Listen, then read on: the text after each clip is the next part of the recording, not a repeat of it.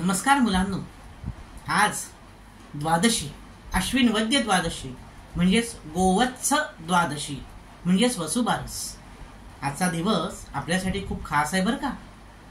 आजच्या तिथीचं महत्व असं की आजच्या तिथीला गायीची आणि वासराची पूजा करतात. नुसती गायीची नाही पूजा करत, तर वासराची सुद्धा पूजा करतात. गोवत्स असं म्हटलं. वत्स म्हणजे बाळ, गायीचं बाळ म्हणजे वासरू.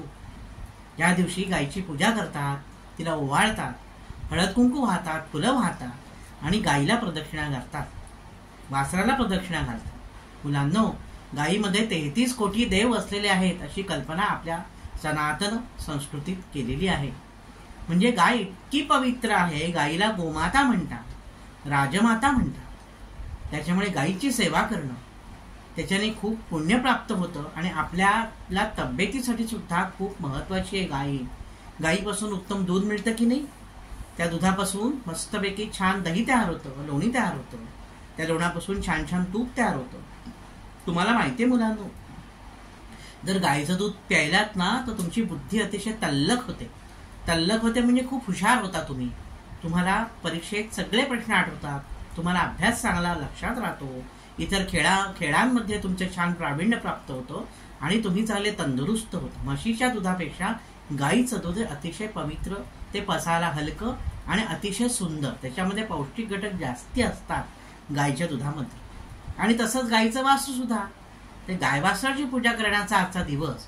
बघा, आपल्या संस्कृतीत प्राणी मात्रांवर प्रेम करा असं सांगितलेलं आहे. बैल पोळ्याच्या दिवशी कोणाची पूजा करतात? बैलाची पूजा करतात. वसुबारसेच्या दिवशी कोणाची पूजा करतात? गाई वासराची पूजा करतात. तसंच हयग्रीव अवतार आहे, त्या दिवशी घोड्याची पूजा सुद्धा करतात. आपल्याकडे नागपंचमी आहे, त्या दिवशी नागांची पूजा करतात. प्राण्यांना सुद्धा आपण आपल्या संस्कृतीत खूप महत्वाचं स्थान दिलेलं आहे की नाही. आणि गाईचं जे शेण असतं त्याला गोमय म्हणतात.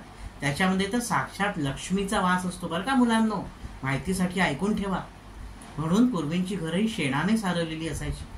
जर घर शेणाने सारवलं ना तर त्याच्यामध्ये लक्ष्मी वास करते, म्हणजे उत्तम उत्तम धनलाभ होतो, आपल्याला संपत्ती मिळते. तर आज एक काम करायचं, आज संध्याकाळी नक्की बाहेर पडायचं. कुठे ना कुठेतरी आपल्याजवळ गायवासरं असतील.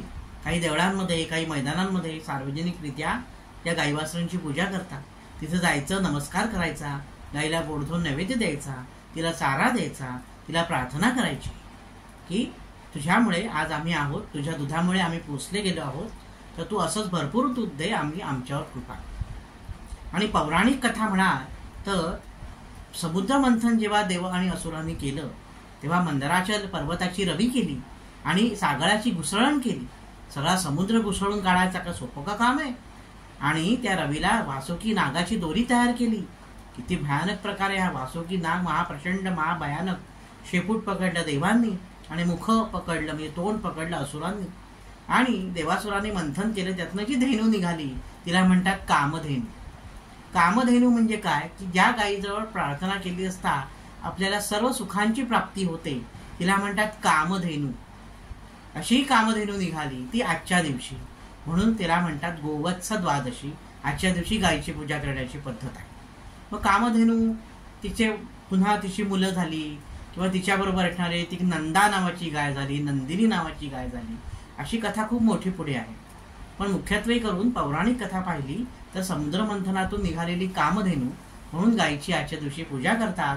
म्हणून वासरांची सुद्धा पूजा आजच्या दिवशी करतात.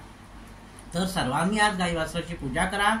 आणि आजच्याच दिवशी नव्हे तर वर्षभरात जेव्हा जेव्हा तुम्हाला मिळेल तेव्हा गाईला चारा द्या, गायीवर माया करा, गायीवर प्रेम करा आणि गायीची काळजी घ्या.